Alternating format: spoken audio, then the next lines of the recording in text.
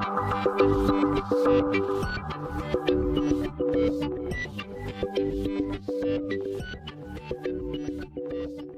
students, today we'll discuss the data handling used in Python. Okay, so first we'll discuss the different types of data. So the data types, the types of data, not a data types, the type of data we can use here. The number one is that is string numbers. Numbers may be integer type, floating type, or it may be the complex type. Next we'll discuss about the string. Next we'll discuss about the list, then tuple, and next is dictionary. So one by one just we'll cover in this syllabus. So let us see the first one. The first one is the numbers. So what are the three forms are there in a number? That let us discuss one by one. So in numbers we'll calculate according to the value. Generally that is in numbers we'll divide it into the three categories. One is the integers. One will write the integers. Okay, and number two is the that is the floating value. Okay, we can use the floating point number, that is called the floating value. And number three will use the, that is the complex type. That is the complex number. The first one is the integer. Integer consists of, that is again two types. One is the integer which contains without decimal numbers, and another one is the means boolean type, that is it consists of only true and false. We'll take one example. Suppose I am writing 50, that is an integer, 60 integer, and boolean type in the form of, that is true, or that we can take, that is the false. Okay, these are the integers. Next one is the floating value. Okay, next one is the floating value. Floating value having means that is two types. One is fractional type, which one is known as the fractional types. So in this fractional types we are using, that is two forms. One is fractional form and one is exponent form. If we'll take as a fractional form means, suppose we are writing here 3.86. It is a fractional form. Suppose we are writing 53.69. It is a fractional form. So but when we are taking as the exponential form, it should be written as in this way. Suppose I am writing 3.38000. So we can just write into 3.8 into 10 to the power 3.8 into 10 to the power 1, 2, 3. So 10 to the power 4 we can write. 3.8 into 10 to the power 4. 10 to the power 4 means, that means we can write in this way, or we can write 3.8 E4. It should be written also like that. So next we'll discuss about the complex number. As we know, Python is the versatile language, okay, that offers you a numeric type to represent the complex number also. So what is complex number? Let us discuss. A complex number is the form of a plus bi. In the form of a plus bi. This is the form a plus bi. So what is a plus bi? Where I is the imaginary number. I we are saying it is called the imaginary number. I is the imaginary number. Okay. And equal to the square root of -1. This imaginary number I is equal to, it should be equal to that -1. And that is square root of -1. Square root of -1. So we can write it is equal to the square root of -1. So it is an imaginary line, complex line we are saying. One example I am just showing you. In case of a plus bi, that is we can take a and b are the real numbers. This a and b, these are the real numbers. Okay, and that is I is the imaginary. If we have a complex number, suppose z, where z equal to a plus bi. Suppose we are taking z equal to a plus bi. This one I am taking. So in this case, a would be the real components, okay, and b would be represented as the that is imaginary components of z. Okay, so in this way we can write, suppose one example we are writing, suppose z equal to 4 plus 3i. We are writing z equal to 4 plus 3i. So that means 4 plus 3i means 4, that means that is 4 is imaginary components. Okay, real components of the z and 4 plus 3 plus i is 4. So 4 is the real components and 3 is the imaginary components. So in this way we can represent the complex number, and these are all about the numbers using in Pythons. So now we'll discuss about the strings. Okay, already about the strings I told you before in the previous video, that is when we had started the different type of datas. Okay, so string are these consist of the number of characters, not only one character, it consists of number of characters. So characters means it may be numbers, it may be that means what you can say the special characters, but it forms the number of characters. I am taking one example. Suppose I am writing here S equal to Arnold. I am writing S equal to Arnold within double quotes, or I can use within single quote also.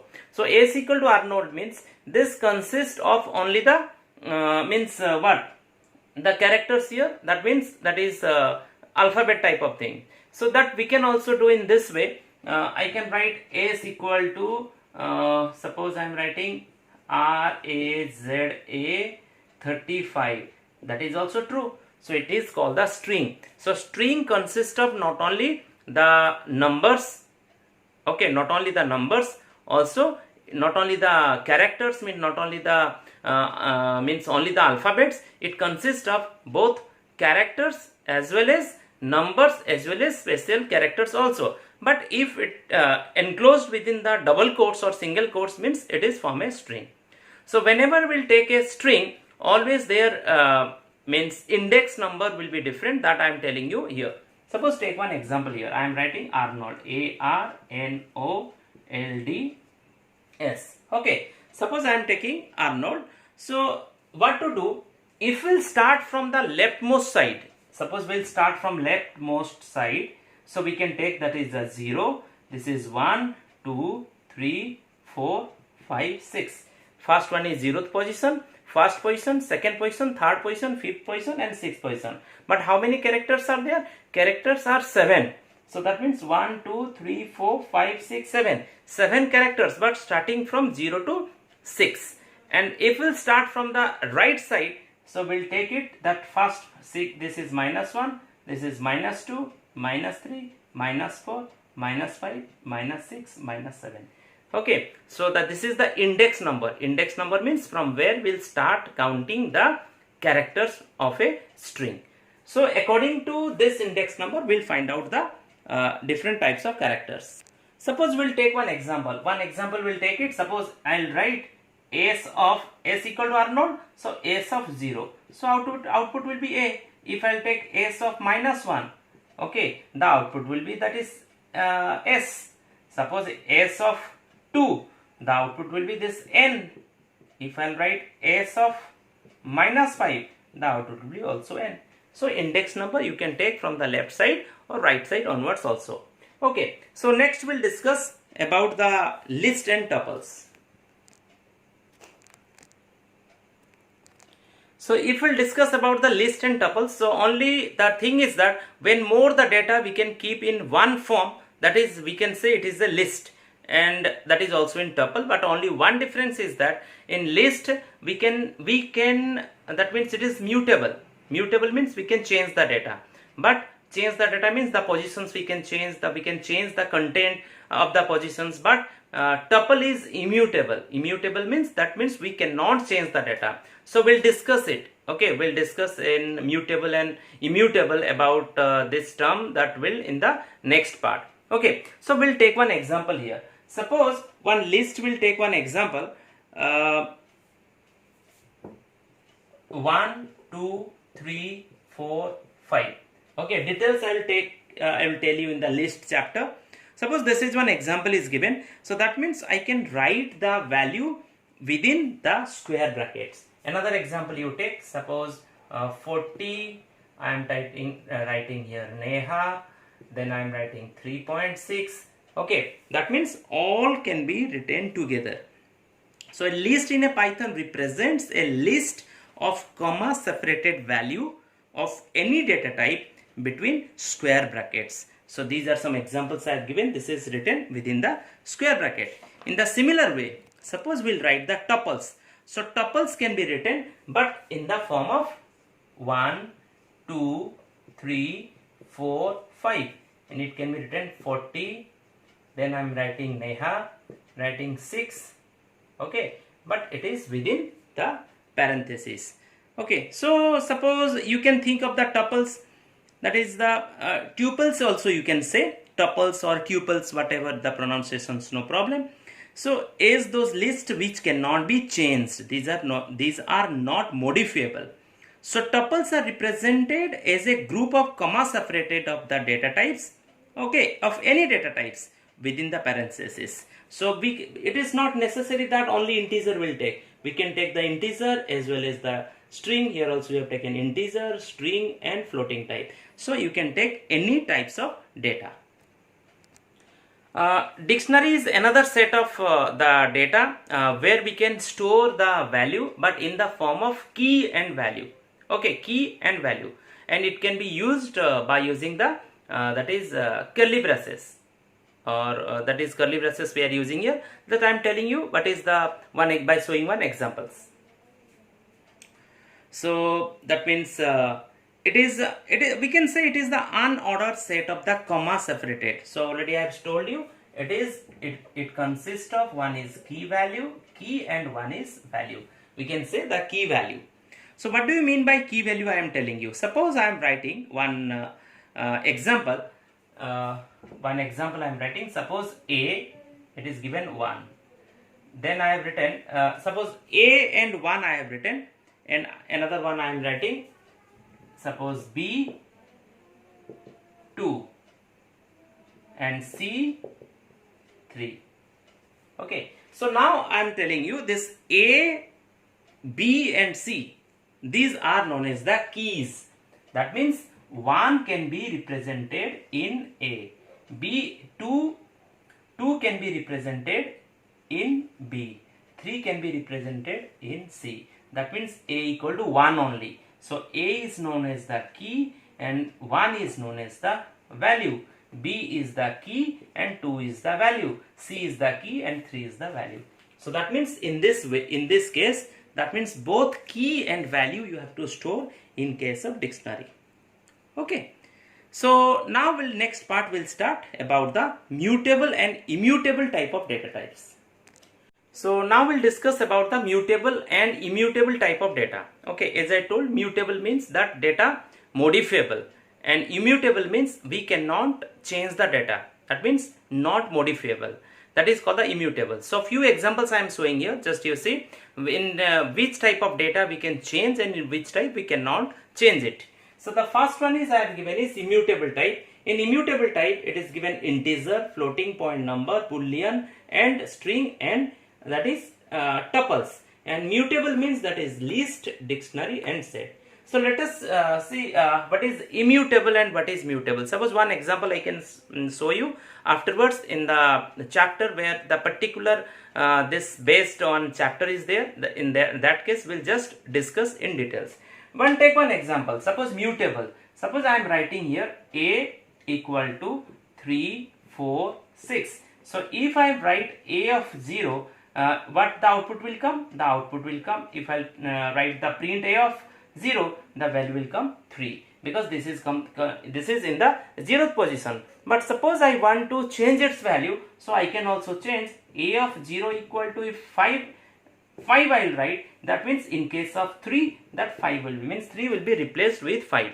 That means we can change its value. This is the thing, we can change its value. But in this case, in this immutable case, we cannot change its value. That means non-modifiable. Okay, so this is the basic concept of mutable and immutable. Just you remember, we'll do in details in the next chapter. In the same chapter, but in the next part. Let us discuss about some Python objects key attributes. So three key attribute that we'll discuss here. One is type, value and ID. One is we'll discuss the type, value and one is ID. Let us see what is this. So if we'll write the type of an object, suppose what do you mean by this? The type of an object determines the operations that can be performed on the object. That is a built-in function that is called the type. So it returns the type of the object. Okay, so take one example. Suppose it is given, one example I am writing, a equal to 4. If I write type a, so that means the output will come, that is, it is the class type int. This is the class type int. Class type int means this type of a represents is integer type. So that's why it will come, that is class is int. Okay, suppose if it is the floating type, it will come class float or class string or class boolean. So that means if you want to find the type of value we are entering in a variable, that can be found, but that can be evaluated by the help of the type key attribute. Next one is the value. Suppose if I want to print a value, in the simple case, suppose I am writing here a equal to 4. I want to print, so print a, the output will come 4. That means if you want to print the value of a variables, that we can write in this way. So we can find its value of a given number. Another one is ID. The ID of an object is generally the memory location of the objects.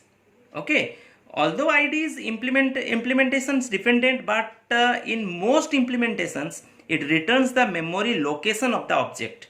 So the built-in functions we are using, that is the ID. So we can use the built-in functions like this. One parenthesis we can do ID. Suppose I am taking one example, a equal to 4. Okay, so I write ID within bracket 4. So output may become 462. So this is called the memory location of the particular variable a. So in this way we can use the ID function. So it functions a variable same as the ID functions also. So it helps to find the built-in functions, find the memory location of the objects. So students, few data types I told you, that is the type of data used in Python. So next class we'll discuss the operators. So I hope you understood. So little bit do practice from the book the different types of data by taking the different examples. Thanks for watching and have a nice day.